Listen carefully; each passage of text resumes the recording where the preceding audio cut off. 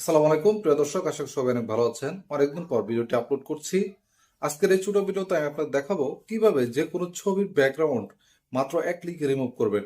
তো কথা না বলে চলুন ভিডিওটি শুরু করি।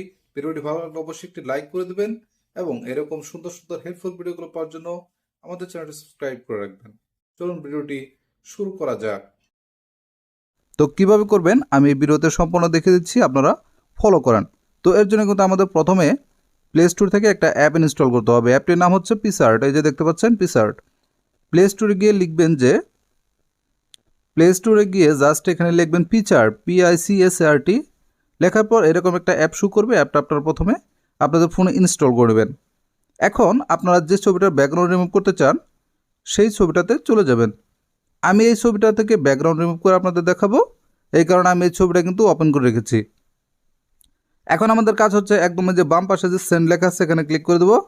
ক্লিক করে দেওয়ার পর আমাদের সেই পিকসার্ট আইকনটি খুঁজে বের করতে হবে। ওকে, একটু এইদিকে একটু ঠেলে দেন, তাহলে কিন্তু চলে আসবে। এই যে দেখুন পিকসার্ট, এখানে একটা ক্লিক করে দেবেন।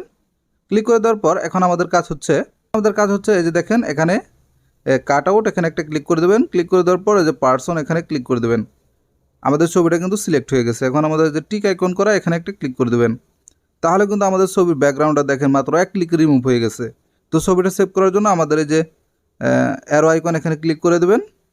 তাহলে কিন্তু এখানে অনেকগুলো অপশন শো করাবে। Save S GPG, save S PNG, save S PDF. আপনাদের যে অপশনে মনে হচ্ছে সেই অপশনে কিন্তু সেভ করতে পারবেন।